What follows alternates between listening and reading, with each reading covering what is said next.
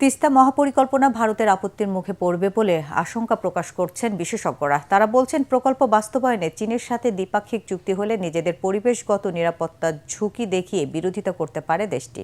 তাই মহাপরিকল্পনা বাস্তবায়নের আগে তিস্তা পানি চুক্তি স্বাক্ষর এবং প্রকল্পে বহুপাক্ষিক অংশীদারিত্ব নিশ্চিত করার পরামর্শ বিশেষজ্ঞদের। ইমদাদুল্লাহ বাবুর রিপোর্ট।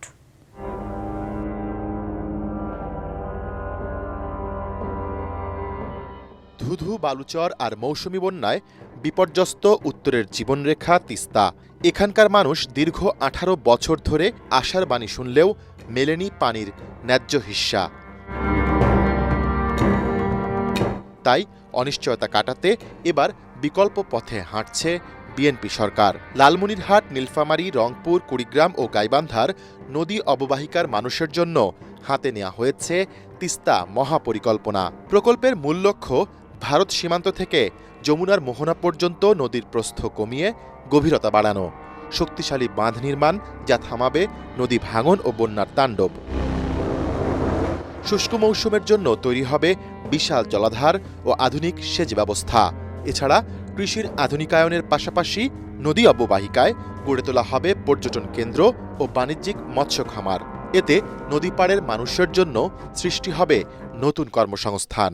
প্রকল্পের ব্যয় ধরা হয়েছে প্রায় 12,000 কোটি টাকা, যার বড় অংশ 6,700 কোটি টাকা ঋণ হিসেবে দেওয়ার কথা রয়েছে চীনের।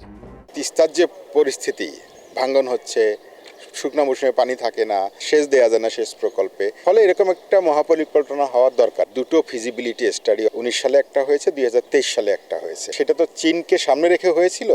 এখন যদি আমরা একটা বহুপাক্ষিক করি তাহলে দ্রুত আরেকটা ফিজিবিলিটি স্টাডি করতে হবে। শুধু চীনের সঙ্গে যদি আমরা করি তাহলে ভারতের জন্য এটা কনসার্ন হয়ে দাঁড়াবে, বা শুধু ভারতের সঙ্গে যদি করি তাহলে চীনের সঙ্গে কনসার্ন হয়ে দাঁড়াবে। তবে কেবল কারিগরি নয়, চ্যালেঞ্জটা ভূ রাজনীতিরও। তিস্তায় দুই দেশের প্রয়োজন মেটানোর মতো যথেষ্ট পানি নেই এবং এটা একটা শেয়ার্ড স্যাক্রিফাইস হবে। ভারত যদি মনে করে যে ওদের কোনো এনভায়রনমেন্টাল ইম্প্যাক্ট হবে তাহলে অবশ্যই ওরা এটা নিয়ে প্রোটেস্ট করতে পারে। যদি আমরা দুই পক্ষ মিলে বসে আলাপ করে নিতে পারি তাহলে হয়তোবা এই মিসআন্ডারস্ট্যান্ডিংগুলো হয়তোবা ক্লিয়ার হয়ে যাবে। প্রকল্পটি বাস্তবায়ন ও এর সুফল পেতে শুধু দ্বিপাক্ষিক নয়, অংশীদারদের সহযোগিতা নেওয়া উচিত বলে মনে করেন বিশ্লেষকরা। ভারতের সঙ্গে আমাদের দ্বিপাক্ষিক চুক্তিটা করতে হবে পানি প্রাপ্য। ভূ রাজনৈতিক বিরোধের মধ্যে আমরা যাওয়া ঠিক হবে না।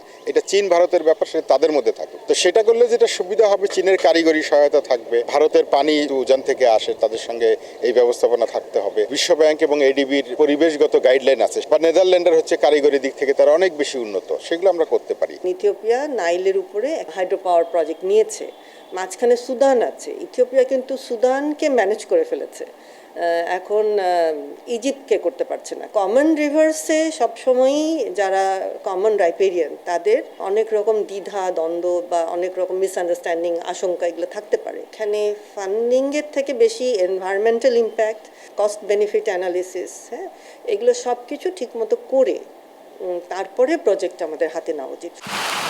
সব বাধা পেরিয়ে দ্রুতই আলোর মুখ দেখবে তিস্তা মহাপরিকল্পনা, এমন আশা সংশ্লিষ্টদের।